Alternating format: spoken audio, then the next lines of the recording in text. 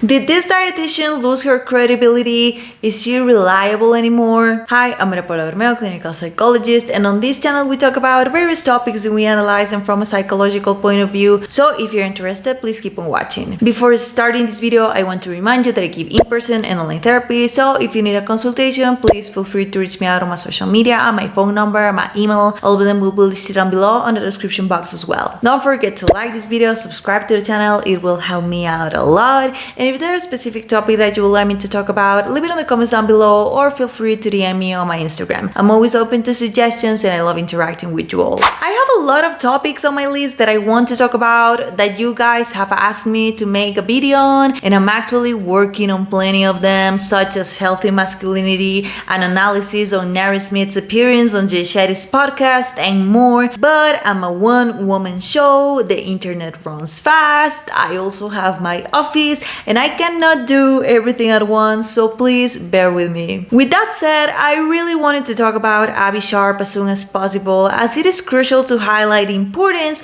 of us professionals in general actually sharing objective and neutral messages on the internet, as they can affect plenty of individuals that watch us and trust us. And also how important it is for content consumers to really question what they see on the internet and its validity, as sometimes the information they receive can be bogus, way too biased, or not optimal for their own individual context, which could potentially harm their overall health. Now, if you don't know who Abbey Sharp is, she is a Canadian registered dietitian who does not actually put her profession in practice in an office, but rather focuses on full-time content creation around her expertise. She has created content for over a decade. You could say she's an OG YouTuber in the health and wellness space, meaning that she knows how to play the social media game and that she has built a huge following throughout the years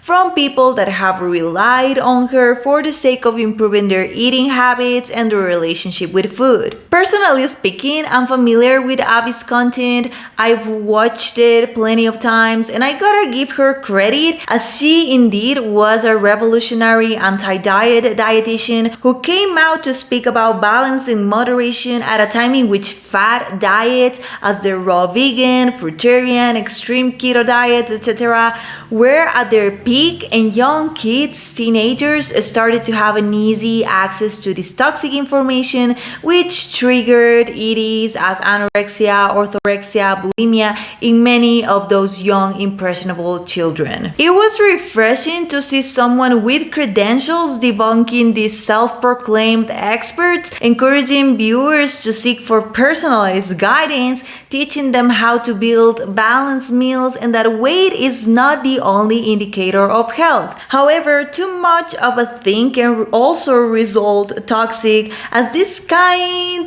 body positive anti-diet approach became Abby's signature style. In other words, her brand basically became, let's call out every single weight loss diet in the sassiest way possible. Let's keep repeating that all bodies are healthy and that intuitive eating is the only way to solve things. And this was taken by extreme body positive, health at every size individuals to justify their issues with food, potentially binge eating disorders, to remain psychologically and physically ill, and it also made people that acknowledged they had an overeating disorder feel unvalidated and frustrated for not being able to eat according to their body's cues. All of them put 100% of their trust in dietitians like Abby, rationalizing the harm they've been doing to themselves or mistreating themselves for not having the magic ability of eating intuitively, only for Abbey Sharp herself to come out with a video recently titled How I've Changed, Ozempic, Hayes, Intuitive Diet, and more, in which she basically debunks the overly positive message she has spread for years but doesn't hold herself accountable despite acting like she's doing so. I know you might question me because I'm not a dietitian, nutritionist, and I shouldn't be messing with things outside my field, but I'm a psychologist and I work closely with these doctors when I receive patients with EDs because they need a joint multidisciplinary team that is always in contact to make sure our patients are receiving the help they need. And I work with ED patients themselves, obviously so, who have a troubled relationship with food. Plenty of times because they follow the advice from random influencers that know nothing about health. They have just share things that have worked for them in the short term, but have also gotten confused by the content of people like Abby, as it can be extremist at times and others uncertain, even more when the professional that shared that info in the first place comes out after a whole decade to say, hey, I may have been 100% wrong and now I believe this, making patients get anxious, stressed because they don't know what's actually right or wrong, and probably worsening their relationship with food and their bodies. With that cleared out, let's watch Abby's video, discuss it, and get to my final conclusions on this whole situation. I also know I've got a ton of new faces here as well, which means it's time for a reintroduction. And not just a reintroduction, but really a reminder of what I stand for. From the get-go, the intro could be considered as a contradiction from the title, because if she writes, I've changed, shouldn't she be saying the same thing in the intro? Saying this is a reminder of what I stand for could be interpreted as, I'm going to make you remember the message that I've been spreading because I believe it and it is true, by a huge part of her followers. That is not accountability. If you look back at my early content catalog, but hopefully not too early because it's kind of embarrassing, but you might have seen that I kind of tended to lean more heavily into the anti-diet message. You know, that all weight loss diets are bad and that dieting is basically disordered. And honestly, that's likely because I was coming into my career having been freshly burned by orthorexia, very much aware of its sneaky traps and signs and red flags, and very passionate about protecting others from falling victim. I do respect her intention of protecting people from falling into the toxic world of restriction, but where are the ethics? If you're conscious that you're a very sensitive person towards a topic and therefore you won't be objective about it, don't touch it or don't take it if you practice your profession, because one, that will make you the expert, stressed, anxious, mad, and you won't be at an optimal mental state to help your client or viewer, which leads me to my second point. You could actually harm your patients, your audience, as you're not actually treating the subject neutrally, you're doing it from your personal bias. In this case, Abby was saying all diets are bad because they turned out bad for her, and people with overeating disorders could have seen her, taken her message, and keep enhancing their struggles with food. People that were starting a weightless journey to improve their well-being could have watched her, taken her advice that diets are not good at all. They could have thrown the towel, maintained a decline in health. Actually, they could have worsened their health for listening to someone's personal opinion masked with a credential. Again, I understand that moderation is ideal, but there are some people that need to diet for plenty of reasons, including their mental health improvement. And Abby was dismissing all of them due to her own experience, which is not functional, which is not ethical. I have to repeat it. I understand her intention to protect her viewers from suffering from over-restriction, but as professionals, it's our responsibility to tell the public if we are having certain bias. For example, I made a deep dive in the whole Justin Haley Selena drama a couple of months ago, in which I gave a disclaimer that plenty of the things I've gotten to know about it came from me growing up as a believer, but I was trying my best to be objective. I wanted you to be aware of that aspect so you could come up with your own conclusions. In Abby's case, she should have been honest about the fact that she was reacting out of her own history with an ED, so her audience could have been aware of that and therefore take their own informed decisions and not take her biased advice blindly because she already had a prejudice towards dieting. And just because of the way that social media works, once you make like just a few videos with a specific MO or perspective, suddenly that is your brand. Like you're forced to niche down into a box, and therefore any nuance gets very quickly snuffed out. Thankfully, I am no longer new to the rodeo. At 37, I have had almost 20 years of separation from my ED days, and I have opened myself up to a wide range of perspectives from every corner of the scientific community. I have worked really hard at listening and understanding the root of a particular approach or recommendation before just shutting it down as BS, simply because it doesn't align with my experience or my previous bias. But that shift can be kind of hard for viewers and fans when we have all learned to see content creators not as people, but as brands with just one predictable beat. And that means that a lot of my old content doesn't always align completely with what I say now. Ultimately though, I'm way more committed to being a good science communicator than a predictable content creator. And to do that, I've really had to soften my messaging to allow for much needed nuance and consideration. This is what I have to call out, because instead of saying I gave a biased advice to keep the engagement, Abby said social media and its users forced me to give a limited perspective on things. There is not any sign of accountability. She's rationalizing what she's done throughout these years, and she's displacing the guilt to the internet, which as a psychologist tells me she's not actually willing to change, because to do that, the first step she'll have to take is accepting her mistakes. Yes, I gave a limited advice because of my own personal situation, then because I wanted to keep the likes, and yes, I could have harmed people with other EDs aside from the under eating ones. Why isn't she assuming the consequences of her actions? I'm sorry to say it this way, but it is because she's not doing anything else aside from content creation. She is a full-time influencer that needs to keep up with trends for a living. Right now, she might be doing that anyway. Body positivity is losing its power, so she needs a rebrand away from it. But will she be really objective, or will she just keep chasing what's popular at the moment? I understand you gotta make your bag. We all need money to live in this world.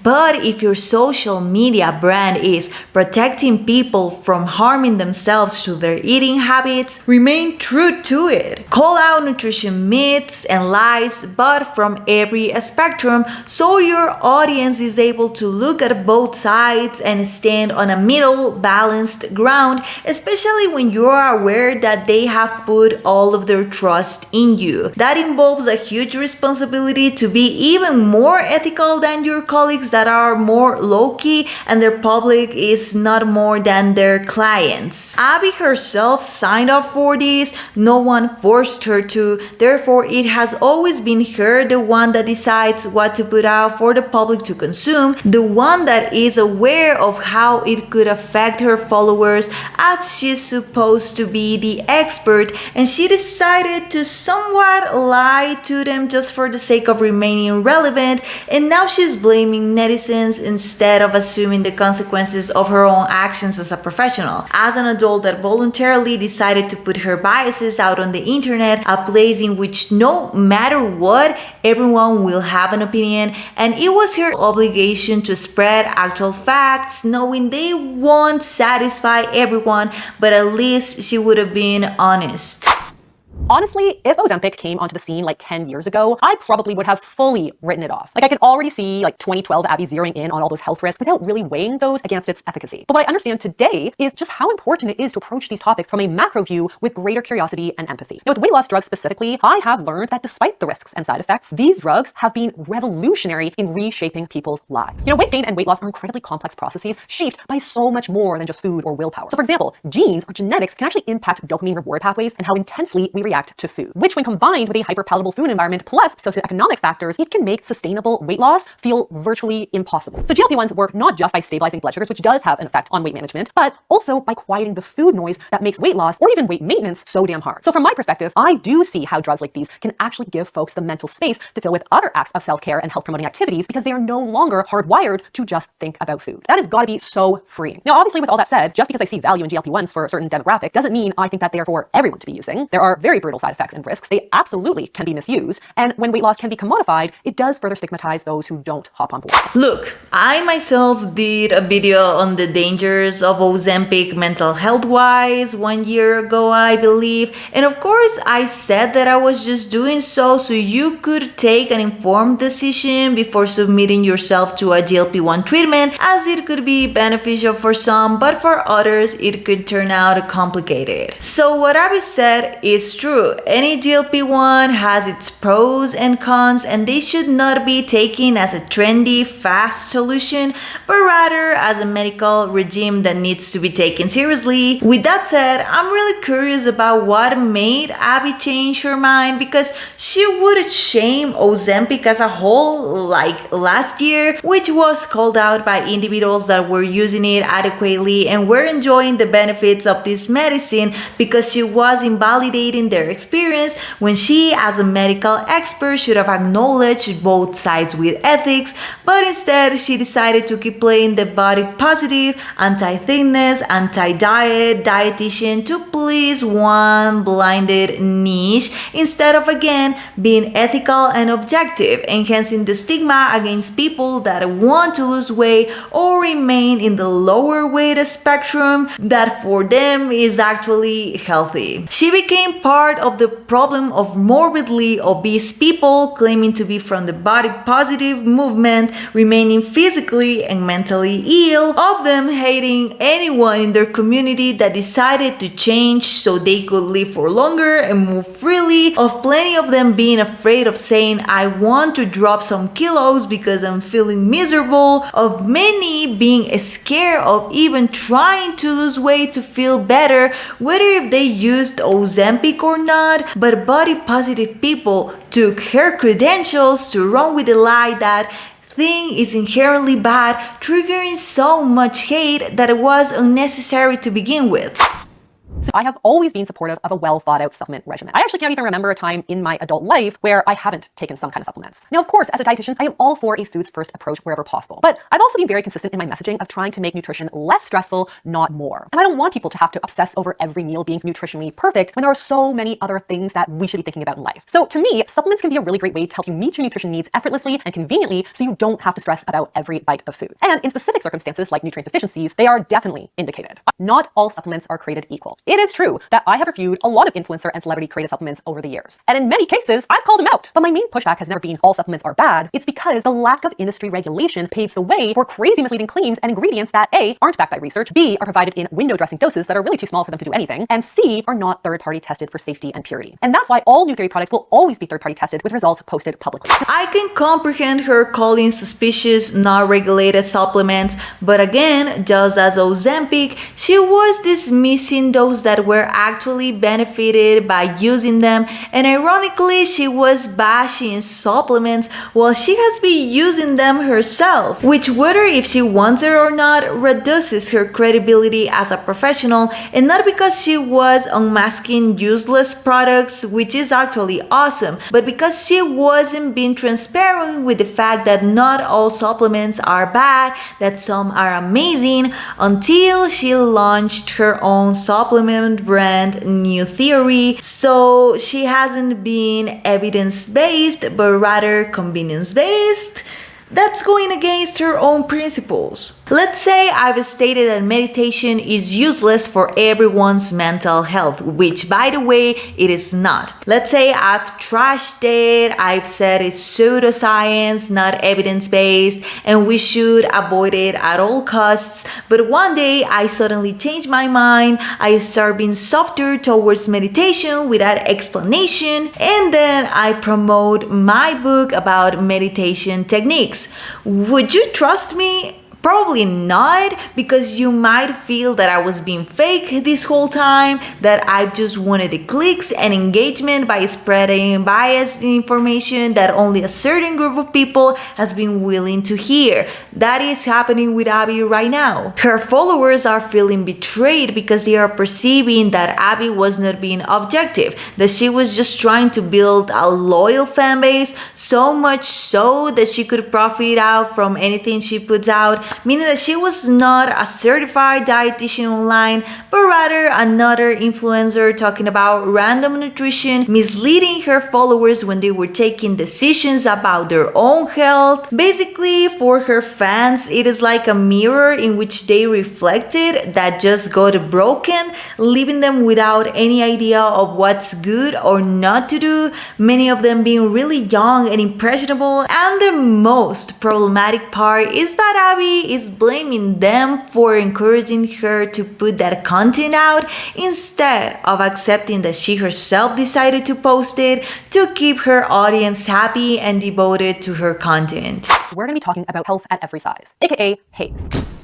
So first, the good. I made this video 5 years ago or so speaking to the benefits of HAES, which I still absolutely do agree with. There are a lot of things that I really respect about the HAES movement. So for example, its weight neutral approach, social justice framework, and the work to reduce anti-fat stigma and provide accessible care for all. But HAES also does challenge a lot of traditional scientific knowledge in the weight loss space, namely that weight is not a significant driver of health outcomes. Now, near the start of my career after recovering from an ED and really feeling like I had been kind of saved by anti-diet and intuitive eating movements, there seemed to be this really big push towards the kind of HAES approach within the intuitive eating or anti-diet community. And it got to the point where it almost felt like if you even acknowledged any legitimate health risks of obesity, like type 2 diabetes or some cancers, liver damage, whatever, that you were like a traitor because all of those things could actually be explained by the impact of weight stigma. You couldn't even say the word obesity without getting called out, which really gave way to like these very lengthy 20-minute long disclaimers in every video. It was actually a really stressful experience as a creator because I was just always worried about offending someone. Today, my perspective is a lot more nuanced. As I often say now, I support body autonomy and I want to meet people where they are. So for one person, a more weight neutral approach is going to feel supportive, whereas for others, intentional weight loss is going to be desired. I also don't censor science, so while it is true that weight stigma does affect health, and around 10 to 25% of obese folks are considered metabolically healthy, which are core messages in the HAES spaces, we still do know that obesity and excess fat is a major driver of chronic disease. Research even shows that even a modest 5 to 10% weight loss can have significant physical health benefits, not to mention the profound effects on emotional well-being and quality of life. And even if you're losing weight for aesthetic reasons, who am I to decide that that is not best for you? Like, as long as it's not promoting harmful messages to the masses or coming at the expense of your health, it's really not for me to condemn. But when I see a very irresponsible wet in a day video slammed with falsehoods and insanely problematic tips, I am 100% always going to take it down. Again, I know that HAES has contributed greatly to many people's mental health. That is true, but it is also a reality that there are others that have used it to rationalize their dysfunctional eating patterns as under eating disorders, aka anorexia, orthorexia, etc., but mostly food dependence, binge eating disorder that lead to overweight and obesity, which harm one's mental and physical health. Anti-diet dietitians like Abby have perpetuated these behaviors that are not optimal but have consequences long-term, one of them being dying at an early age. However, these professionals have swept this information under the rug to again maintain an audience and keep monetizing, which is so unethical. Individuals like Abby have gaslighted their followers, have blindsided them to believe that obesity is not an issue to be able to remain relevant, but harming people in the process, to now come and say that they have changed their minds. And even more controversial, she says, I'm not gonna censor science, but she already did that by promoting HAES and its similars for an entire decade, demonizing weight loss and dieting and its benefits for many, to then after ages change her mind abruptly after potentially harming others with a biased message. And ironically, she was motivating various humans to remain unhealthily overweight when she herself has never been in a larger body and doesn't know what it's like to battle with its consequences. People that experienced that actually have called her out, but she never listened. An ethical professional could have acknowledged both sides of the spectrum instead of picking certain information that aligned with a partialized message to really spread health and balance. Otherwise, she has just been promoting her own selective extraction against weight loss because of her own history with an eating disorder. Now, I'm not shaming her for going through eating disorders. It's actually really hard to overcome them and rebuild a healthy relationship with food, and it has been really brave of her to share her story so openly. I'm just saying that if she was conscious that she was being biased towards certain subjects due to her personal experience experiences, she should have cleared that out. So her followers could have been aware of where she was coming from. They could have searched for information from other dietitians that have a different approach, balance both sides out, and do what's best for them instead of trusting her 100% due to her credentials. Intuitive eating.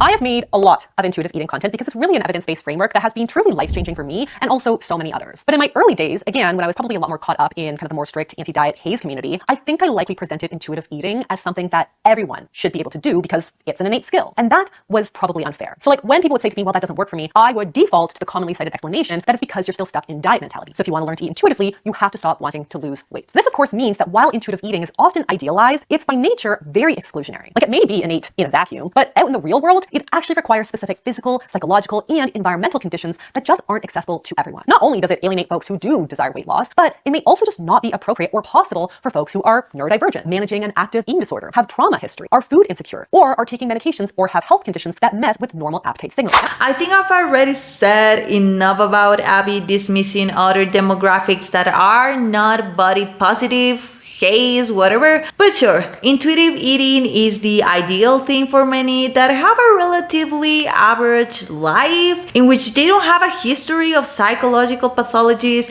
of consuming constant medication, that overall have just existed and need without overthinking if they are indeed hungry, about macros, about gaining or losing weight, that they eat just because they are actually hungry and they do it usually 3 to 5 times during the day depending on their appetite, that are able to eat balanced meals or fun foods because they don't see them as good or bad. But not everyone has the power to do so. Because as she actually said, individuals with ADHD, neurodivergent patients, people with autism, borderline personalities, etc. could actually be disconnected from their hunger and fullness cues, and they need a structured plan to avoid malnourishment. People with EDs, body dysmorphia, exercise addiction also need to organize their meals in order to recover, to heal their relationship with food and their body image. Patients that take certain medications require to organize their meals, as low appetite or lack of it, bigger appetite could be side effects, but they still need to feed themselves to be able to live and function properly and to maintain a healthy weight that won't damage their health more. They cannot listen to their bodies because their system could be disrupted after so much stress, anxiety, anguish coming from illnesses, their medical treatments, etc. And it can be actually frustrating for them to hear nutrition experts saying, if you don't listen to your body, then you are broken, because it causes them to get more desperate, to be hard with themselves for not being able to recognize their body signals, to feel useless, incapable, which simultaneously could enhance their discomfort and trigger more mental difficulties. Abby herself is a dietitian that most likely studied the various issues that could come from different illnesses, and as a former eating warrior that had to go through a recovery process, probably knew intuitive eating is not the perfect formula for everyone, but she still promoted it as the cure for everyone's issues just because it was the socially acceptable thing to say, leaving the principles of her expertise aside. Now let's move on to my views on alternative medicine or fringe diet, or really any approach that isn't really backed up by science. In the past, I would be really quick to dismiss anything without hard evidence as quackery. Unfortunately, it is kind of the way that a lot of us healthcare professionals have been trained because we follow a biomedical approach. But the problem with strictly following a 100% biomedical approach is you lose a lot of people and a lot of valuable practices in the process. The absence of evidence doesn't necessarily mean that something is BS. It just means it hasn't been studied yet. And there are a lot of factors that influence research. Research is often funded and prioritized by what the dominant scientific community deems relevant or interesting or what they can make money off of, which means sometimes it can take years before a traditional practice or a natural practice that has been used for centuries studies is even looked at for efficacy. But that should not automatically discount its validity. I've since learned and tried to hone some skills here that when you flat out dismiss someone's beliefs or lived experience, they are going to tune out everything you have to say. It's not people-centered, it's not respectful, and you really never know if a person shares your worldviews or values. So now when I'm discussing something that lacks research, I try to discuss all of the possible mechanistic explanations for why something may or may not work, and then basically let the person come to their own informed decision. With this, I just need to say something specific. I think she's shifting just because she's been called out more than she expected for bashing things that do work, but have been ignored by a group of scientists that have their own personal agendas. Even some of her colleagues have told her that she's been limiting herself due to her science-only take, which now we see has been even more limiting, and now she might just want to regain her audience back by restructuring her speech, which is what happens when you're a full-time content creator instead of a full-time professional part-time influencer. When you put your career in practice, you are able to interact with more people with different experiences, with different opinions, and because of that diversity, you're sort of forced to open your mind more and look beyond what certain groups of people with a white coat want to discuss and put out. Nonetheless, if Abbey truly wanted to remain neutral, ethical, and honest to really help people out, the least she could have done instead of diminishing alternative practices was to look out for her colleagues that focus on that holistic field, interview them, learn about the things they do and how they have helped their clients, to find a middle ground instead of shaming them automatically and sending them to the dungeon. That is not ethical. That's again just invalidating others' experiences just because of her own perspective. Now, last but not least, I want to talk a little about my attitude throughout the years.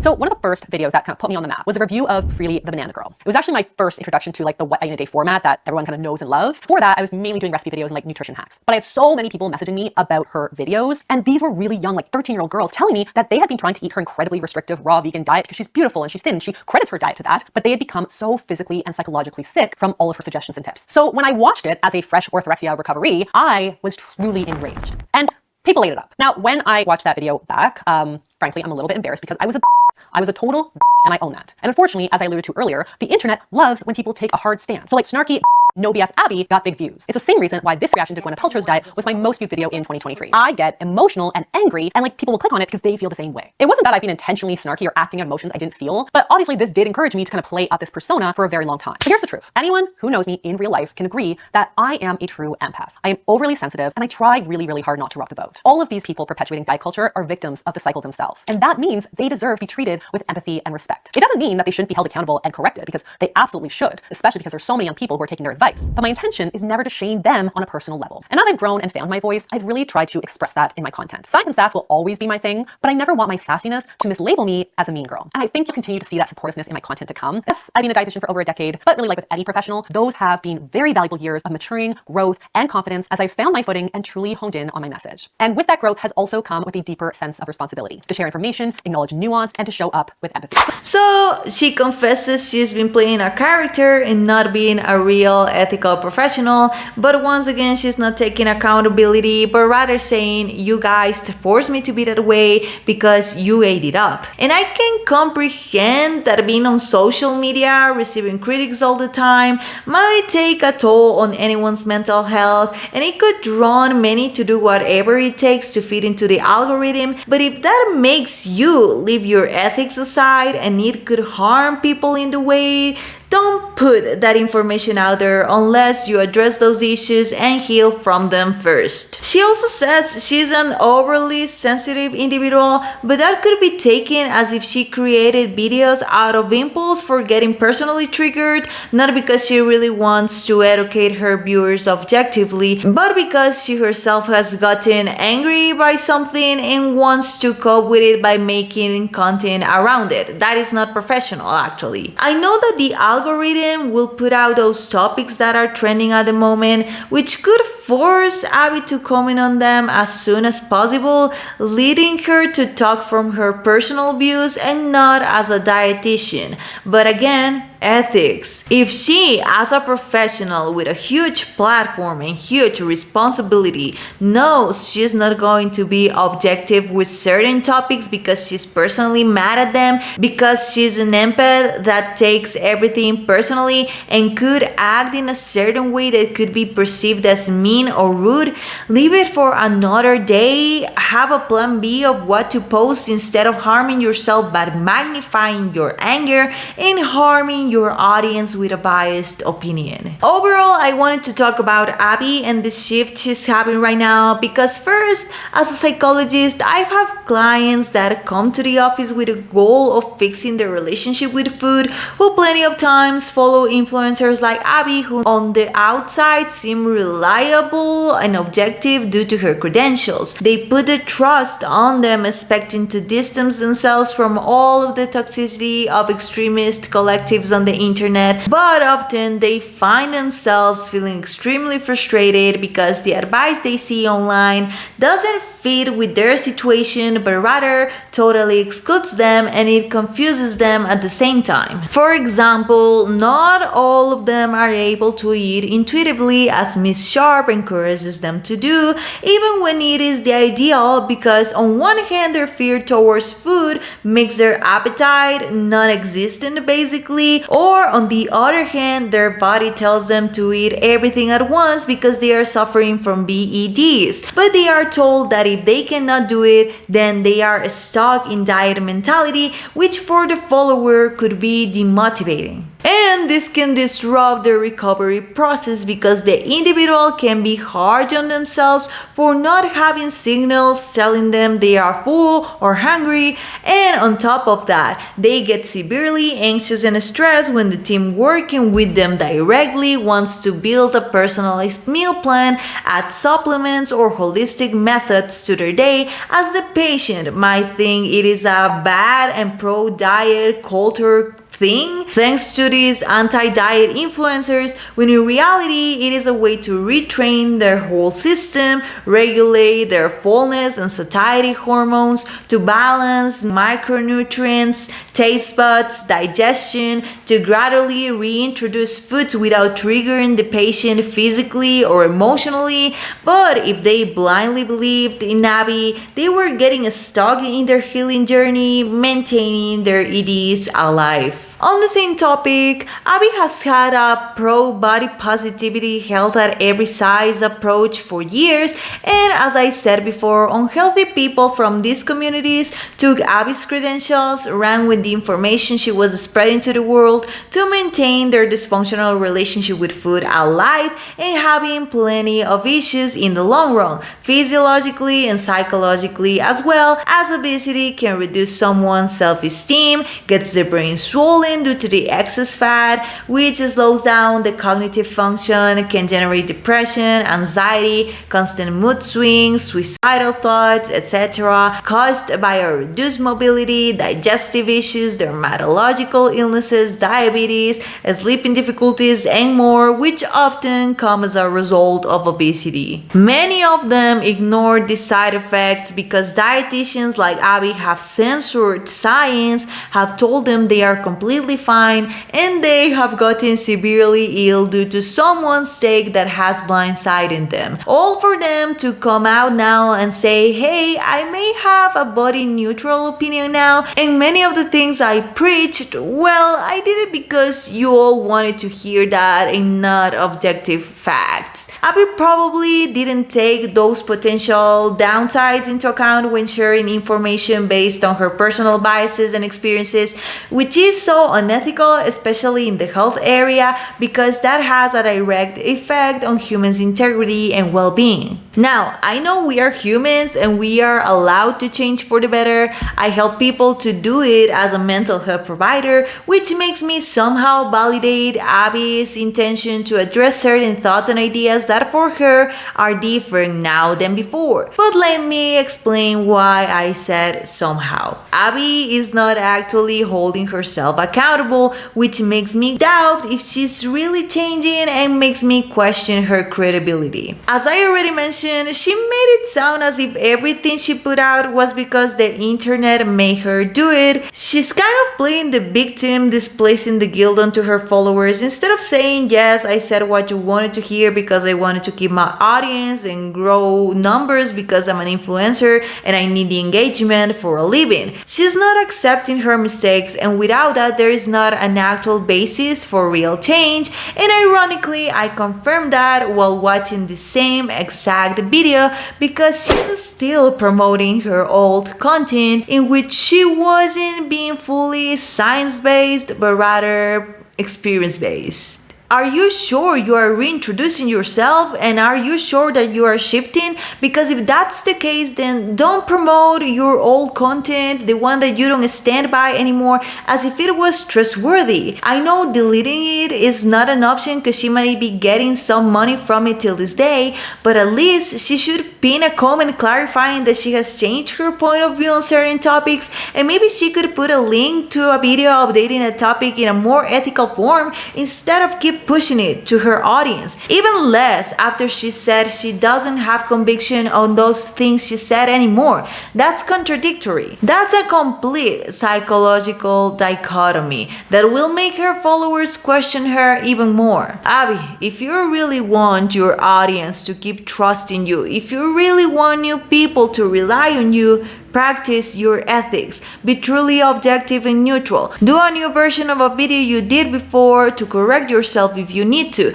but don't push potentially harming videos to people if you know they are not that true. You will gain more respect if you retract yourself, and that's a better marketing for consumers psychologically speaking, because accountability also brings reassurance. And now, leaving Abby aside, as I always say, this is why taking everything you see on the internet with a grain of salt is key. Nowadays, we have plenty of people sharing tips on the internet about everything and anything, especially in the health space, even when they don't have the credentials, and sometimes those tips might be fake. In other occasions, they could be true, but they might not be for you in your own personal situation. When it comes to health, physiological or psychological, everything really depends on the individual. I know that's a running joke, particularly with us psychologists. You all mock us for saying it depends 24/7, but there is a truth to that. Not everyone will react to a certain medication, to an exercise, to a technique in the same way. Sometimes it is a trial and error until you find what is right for you, and that is why it is not the most optimal thing to follow people that share the biased advice. Those that are pro one exclusive topic, as it could be misleading, discouraging, and it could actually trap you in an echo chamber due to how the algorithm works. It feeds you more and more with what you consume often. Relationship with food wise, that bias could make you get stuck in your recovery process. It could demotivate you to change due to how confusing and overwhelming this partiality is when it doesn't fit with your own individual context, directly invalidating your personal experiences and making you feel as if you were crazy when you're actually not. It enhances those distortions that convince you that you're completely fine when you're potentially not, and you may need to add or reduce certain things. You may need to introduce some practices that those anti-diet, only science, supplement shamers have demonized due to their own beliefs, not because they are being objective, and they actually could be really beneficial for your well-being, including your mind's well-being. That is why I decided to make this video, because I really want to encourage you all to be curious, to listen to different takes from one side, from another side, from a neutral middle place, because you might learn a lot from everyone, even the things that you shouldn't actually try. Learning from every side allows you to have plenty of ideas, looking into them, think about how they could or could not work in your personal life, which which ones are realistic, which ones are excessive, and which ones are definitely not for you. Now, if you're recovering from an ED, I understand that this gentle, body positive approach that Abby has had can be beneficial for plenty of people. I myself have used some of its principles in pro of my clients' health, as it helps them to see beyond that hyperfixation for a skinny body that for them is not healthy, that they don't need to work out for 10 hours to have the perfect body that doesn't actually exist, that not every meal has to be the most balanced 24/7, and that they can be flexible, that it is okay to have fun foods too, and they are not bad, but rather allow them to enjoy and be happier. But at the same time, again, too much of a thing is not healthy either. It is okay to not want to desire an extremely thin body, but it is also fine to not want to weigh 300 pounds, because both have negative outcomes. It is okay to skip a workout if you don't feel like moving at all after a mentally or physically draining day, but it is also great to acknowledge that moving your body is not fat phobic but actually therapeutic. It is okay if you don't want to know anything about calorie counting and macros, because for you that's triggering, but it's also great to understand that that method has served many to overcome food dependence, to learn to build balanced dishes for the sake of their health, to be actually healthy. It is fine if you don't want to add supplements or certain medications to your diet because you don't feel like you need them or you just don't want them, but it's awesome to recognize that others want and need some help to reach their health goals as well. And to find a middle ground in which we recognize that we are all different and need different things. Again, I reiterate, we might need to hear diverse opinions. And if you don't want to, for any reason, including taking care of your mind, do your social media cleanse, get your algorithm to give you what you want to hear, but please be conscious that sometimes that bias may not apply for everyone. Sometimes not even for yourself, and even the person that is sharing that advice might change one day, hence why you shouldn't rely on them blindly, but rather acknowledge that they have their own viewpoint,